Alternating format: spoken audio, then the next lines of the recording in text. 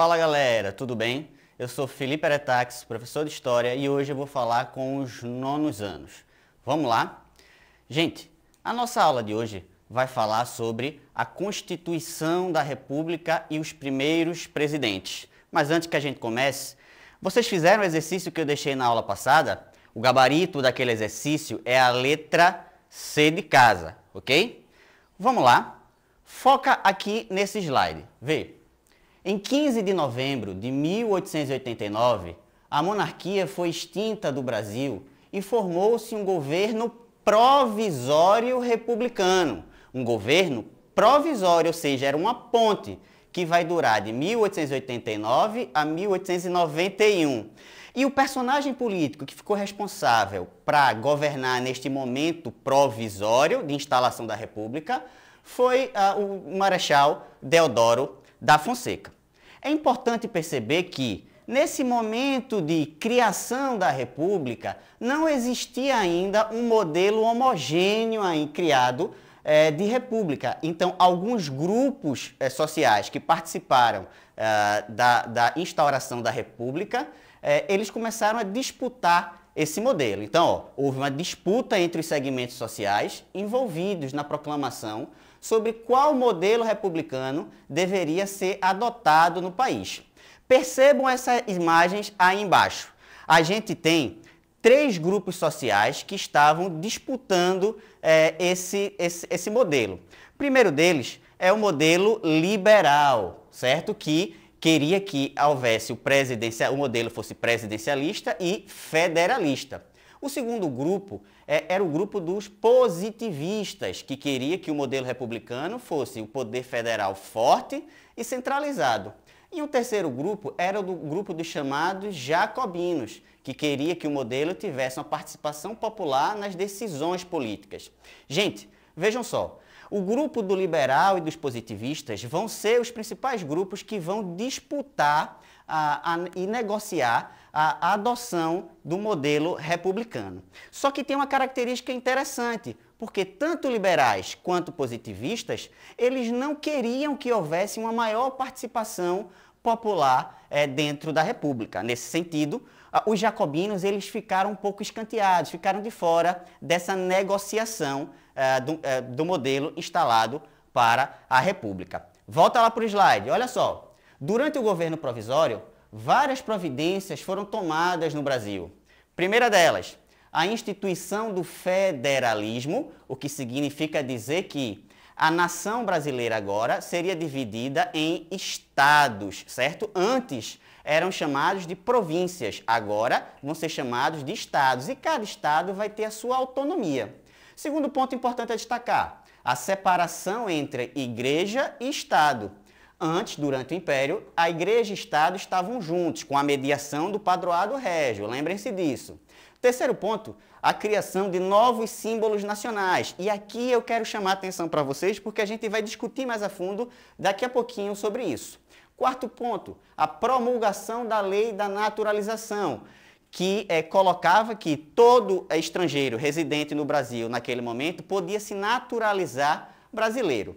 E o quinto ponto importantíssimo foi a convocação de uma Assembleia Constituinte para a criação de uma nova Constituição para o Brasil, certo? Essa Assembleia vai começar a vigorar a partir de 1890. Vejam só, pensem comigo, tá? A gente vai pensar agora sobre os símbolos nacionais. E eu quero que vocês prestem bastante atenção nessa compreensão. Vejam, qual a importância de criar símbolos nacionais? A importância é que ela cria identidade, ela gera adesão. Com a instituição da República, novos símbolos nacionais precisaram ser criados para fazer com que a população aderisse àquela nova ideia.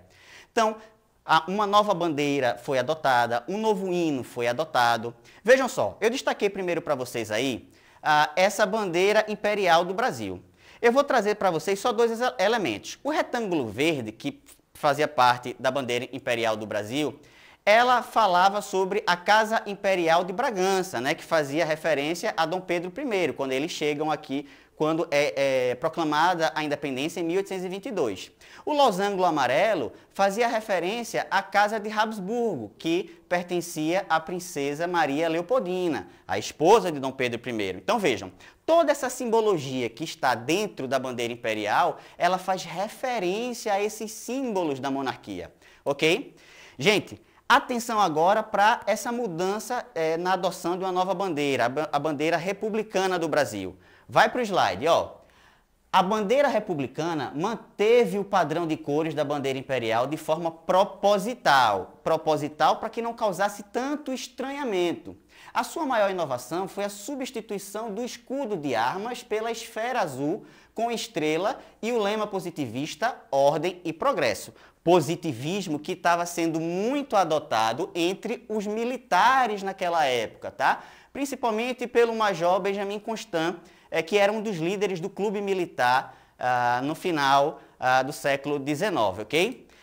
Galera, eu quero que vocês prestem muita atenção, mas muita atenção agora nessa ressignificação da bandeira brasileira. Isso é um quadro de um pensador brasileiro chamado Oquê Oxóssi. Esse é o nome do quadro, tá? Oquê Oxóssi, de 1970. Esse quadro ele foi pintado por Abdias Nascimento, que integra o acervo do Museu de Artes de São Paulo, MASP, tendo participado da exposição Histórias Afroatlânticas, de 2018. Então, bastante recente, né? Então, trata-se de uma ressignificação da bandeira brasileira a partir do uso simbólico de referências religiosas trazidas pelos povos da diáspora africana.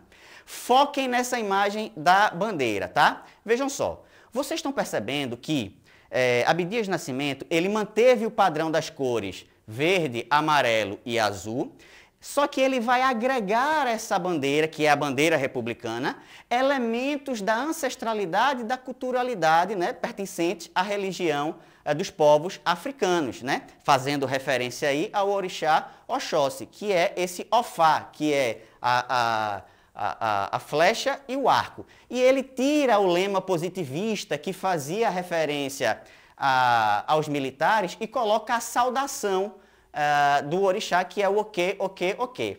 Vejam só, olha que interessante, a gente viu que a maior parte da população brasileira, durante a instalação da República, ela ficou de fora desse processo republicano, inclusive toda a população negra.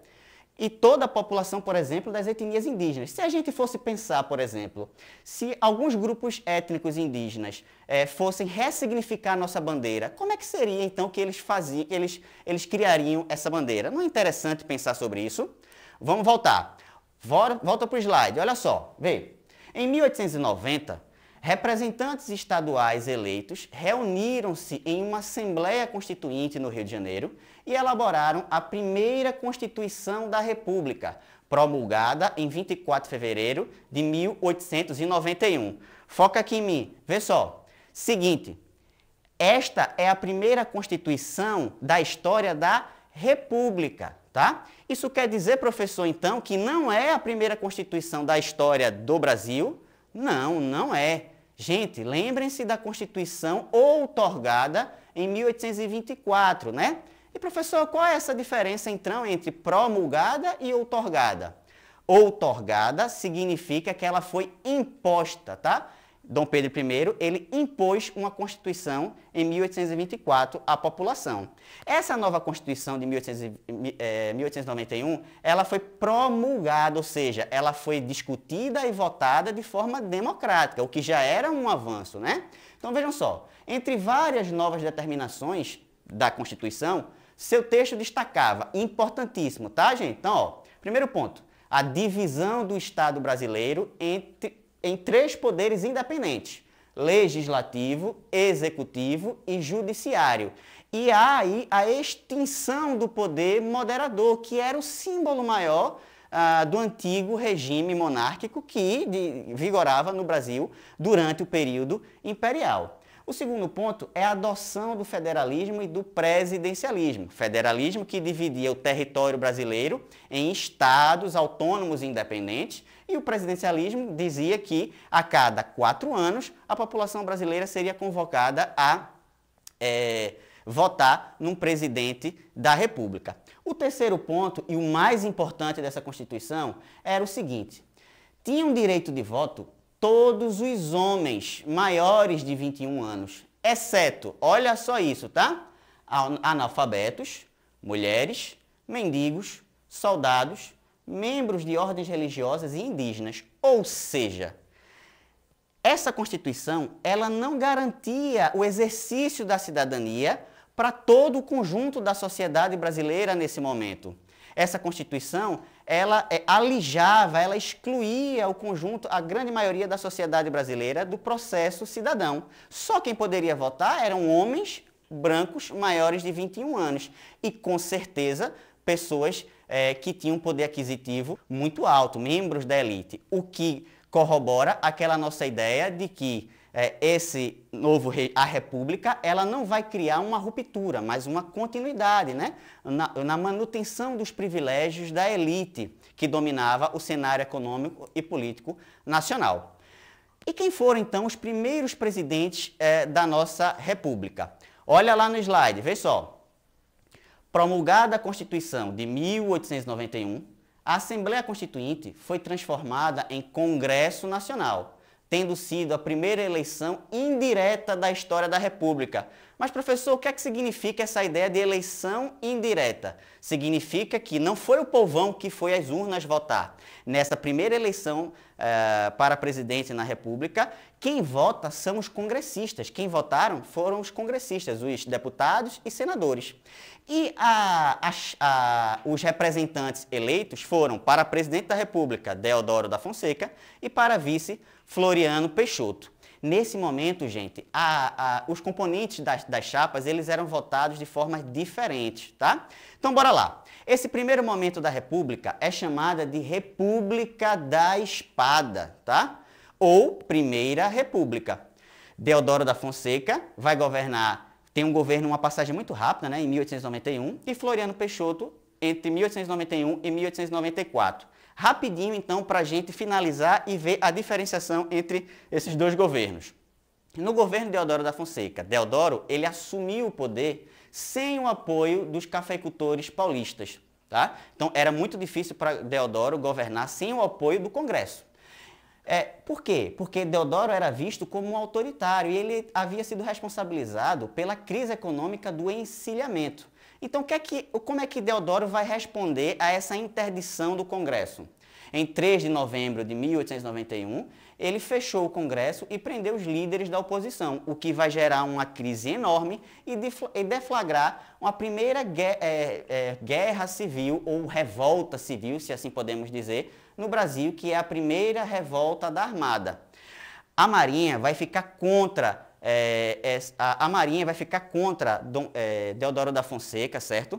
E vai apontar os canhões dos navios que estavam parados na Baía de Guanabara para a sede do governo brasileiro, que era o Rio de Janeiro, e vai forçar Deodoro a renunciar, o que vai acontecer. Uma vez Deodoro tendo renunciado ao poder, quem vai entrar em cena é o seu vice, Floriano Peixoto. Só que tem uma peculiaridade aí no meio. Floriano, dizia a Constituição, tinha que chamar novas eleições, e assim ele vai fazer, certo? Gente, quais os conceitos então que a gente pode passar aqui? Vejam só, a gente falou sobre, vai para o slide, modelos de república, criação de novos símbolos nacionais, promulgação da Constituição de 1891 e esse primeiro período chamado de período da República da Espada ou Primeira República. Trouxe aí para vocês um exercíciozinho muito simples, muito fácil. Quem ficou ligado na aula com certeza vai conseguir responder. Dá um print, certo? Tira uma fotinha e é o seguinte, encontro vocês então na próxima aula, ok? Forte abraço!